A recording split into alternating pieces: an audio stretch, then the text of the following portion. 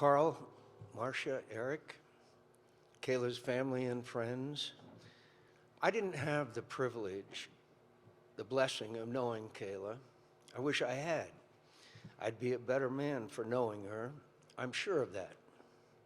But her example of compassion and courage, her generosity, her unbound humanity have by her terrible sacrifice and her dignity in extremity reached so many people who did not know her as all of you knew her.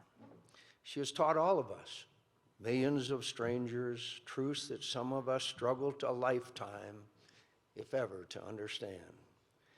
Many who lived longer than our biblical 70 might never acquire the wisdom Kayla possessed in her too short life. I've been shown in darkness light and have learned that even in prison, one can be free, Kayla wrote.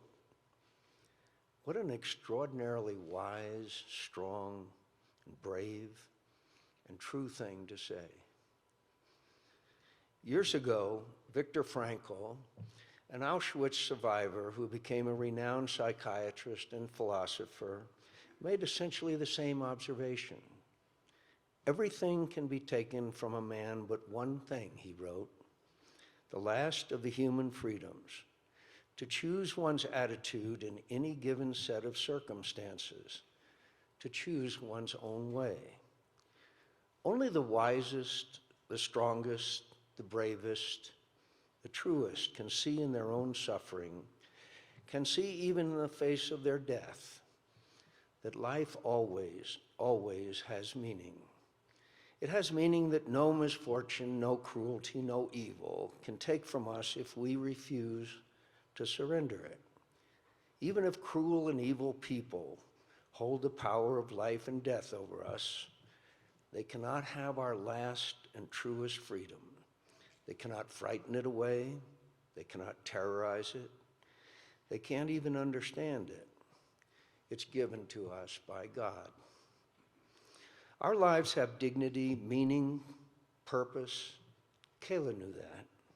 She didn't just profess it, she lived it. She lived it wherever she went, at home and abroad, to help the suffering, to answer their cries, to share their troubles, and respect their dignity.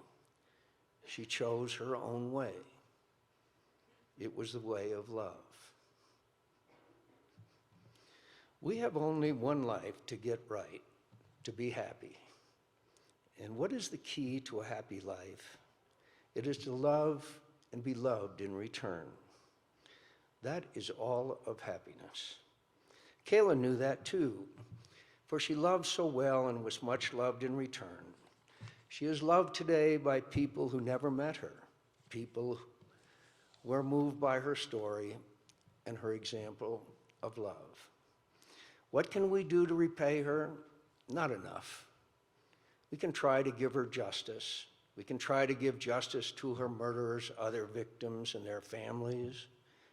But even if we succeed and our retribution is swift and complete, we could not equal the rebuke that Kayla's life gave to the culture of death that robbed her of it.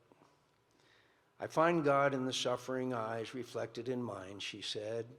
If this is how you are revealed to me, this is how I will forever seek you.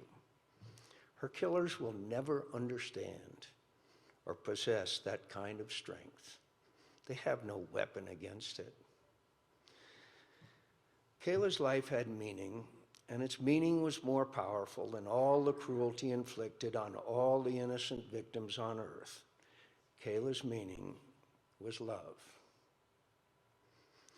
We should do justice, but we should also honor her as she would have wished us to honor her, by loving more bravely. That was the way she chose, and more of us who choose it, the more powerfully we strike at evil. Please accept my deepest condolences, Carl, Marcia, Eric, you who loved her the longest and the best. To all who knew her and loved her, I am so sorry for your loss.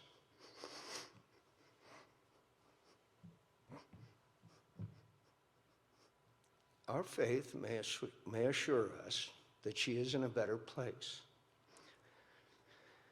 but it is hard to say goodbye and to imagine living without the company of such a giving, affirming, loving presence.